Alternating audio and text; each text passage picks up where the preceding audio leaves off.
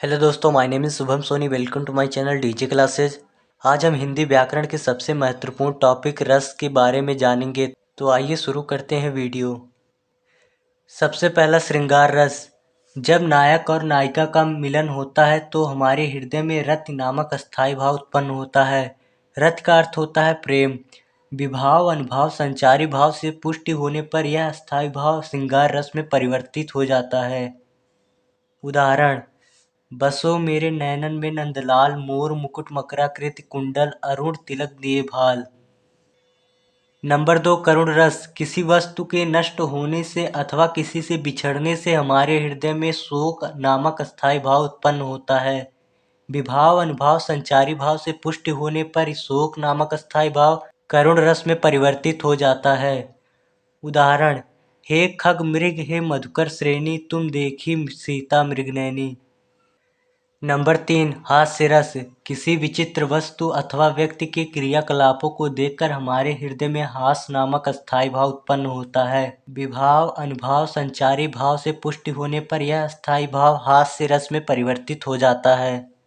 उदाहरण: मैं हूँ महावीर, पापड़ को तोड़ सकता हूँ, गुस्सा आ जाए तो कागज को भी मोड़ सकता हूँ। नंबर 4, वीर रस। किसी उत्साहपूर्ण कार्य को देखकर अथवा उत्साहपूर्ण बात को सुनकर हमारे हृदय में उत्साह नामक अस्थायी भाव उत्पन्न होता है। इसका विभाव अनुभाव संचारी भाव से पुष्टि होने पर यहाँ वीर रस होता है। उदाहरण: वीर तुम बढ़े चलो, धीर तुम बढ़े चलो, सामने पहाड़ हो कि सिंह की दहाड़ हो, तुम कभी रुको नहीं, तुम कभी झुको नहीं। नंबर 5, शांत रस।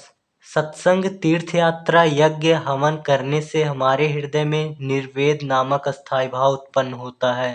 विभाव अनुभाव संचारी भाव से पुष्टि होने पर यह अस्थायी भाव शांत रस में परिवर्तित हो जाता है।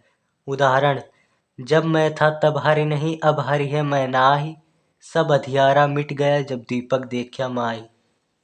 नंबर 6, अद्भुत रस। किसी विस्मयकारी वस्तु अथवा कार्य को देखकर हमारे हृदय में विस्मय नामक अस्थायी भाव उत्पन्न होता है। इसका विभाव अनुभाव संचारी भाव से पुष्टि होने पर यहाँ अद्भुत रस होता है। उदाहरण: भय प्रकट कृपाला, दीन दयाला, कौशल्या हितकारी, हर्षित महतारी, मुन मनहारी, अद्भुत रूप निहारी। नंबर 7, रौद्र रस। किसी अनुचित कार्य के कारण हमारे हृदय में क्रोध नामक अस्थायी भाव उत्पन्न होता है। इसका विभाव अनुभाव संचारी भाव से पुष्टि होने पर यहाँ रौद्र रस होता है। उदाहरण: उस काल मेरे भय से तन कांपने उसका लगा, मानो हवा के तेज से सोता हुआ सागर जगा। नंबर 8, भयानक रस। किसी भयावह स्वर अथवा भयानक व्यक्ति को देखकर हमारे हृदय में भय नामक अस्थायी भाव उत्पन्न होता है। इसका विभाव अनुभाव संचारी भाव से पुष्टि होने पर यहाँ भयानक रस होता है। उदाहरण: बालथ विशाल विकराल, ज्वाल जाल, मानव लंक लिलबे को काल रसना पसारी है। नंबर 9, विभत्स रस।